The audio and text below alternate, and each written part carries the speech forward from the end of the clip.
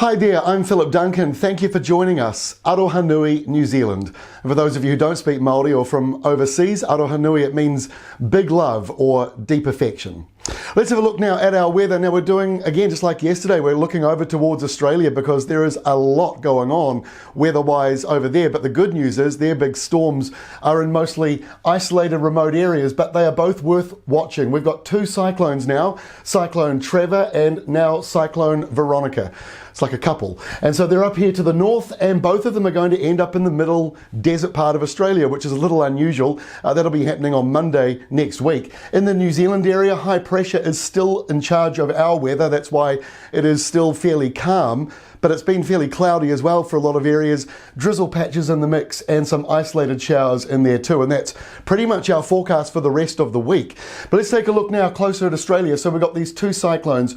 Trevor, which is weakening right now. It may not even stay like that. It's likely to become back to a tropical low, which means it loses its cyclone status for a time. That's possible as it tracks over land. Once it gets back out over sea, I think Category 4 is quite likely for Trevor in the future. Meanwhile, Veronica is likely to become a severe cyclone, getting up to Category 3 as it comes into Western Australia. Again, that one might also reach Category 4. Then it curves around, and both of them on Monday will be lying in Central Australia, which is not something that happens every day. So this is how we look for Thursday as we go through this week. So Thursday around New Zealand, same old story. High pressure is in charge, so we've got drizzle patches, plenty of cloud, and then in the afternoon, one or two downpours. Over in Australia, Trevor's back out to sea, that is getting bigger again, and Veronica slowly strengthening. Most other parts of Aussie are actually pretty dry. This rain sitting out at sea between Sydney and Auckland, or New Zealand and Australia, is certainly producing some big totals, but it's all out at sea. We need it here in New Zealand where it's so dry. It might do that at the very end of the month, but you've got to wait till the end of March, I think, before this rain at sea has any chances of reaching New Zealand.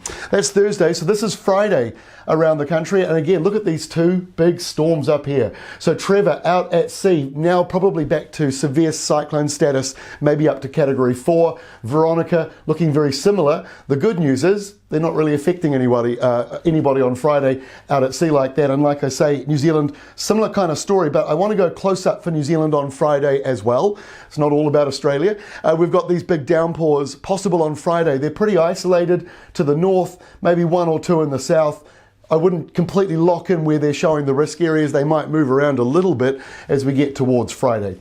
So through the weekend, Saturday looks exactly the same as Friday. I think you're probably guessing why we're talking so much about Australia this week. Our weather is pretty quiet.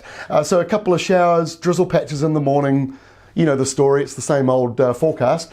And then on Sunday, New Zealand here, same setup, although perhaps a little bit of a change. Some rain clouds building up in the west and maybe a little bit more of a northwesterly breeze around there. Now this is an unusual map to show you this one with these two big lows coming in towards Central Australia. So this one will still be a cyclone. This one would have lost its cyclone status as it comes in down there towards Alice Springs. And this one on Monday, this is an unusual rain map. Just seeing all this rain through the desert parts, the central parts of Australia.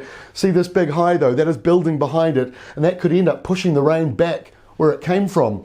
Now, the next system for us to focus on in New Zealand is this big low down here near Tasmania. On Monday, you'll see the nor'westers building up, even more so around the South Island and now the lower North Island. The upper North Island, still drizzly, still a bit cloudy in the mornings. And look at this map for Tuesday of next week. Windy, wet weather, classic autumn setup. It's still pretty calm in the north though. Still drizzle patches, still cloudy areas, still mostly dry. Heavy rain on the west coast, strong gusty nor'westers in the middle section there. So autumn wakes up a little more next week. There is a chance of some rain for these very dry areas. But like I say, this Tasman rain is probably not making landfall on the North Island until the very end of March. So if you need rain in the north, there are a few drizzle patches and downpours coming up, but the next main rain feature looks to be at the very end of the month. Fingers crossed that we actually get some rain from that. That's all from me for today. We'll see you again tomorrow with the latest.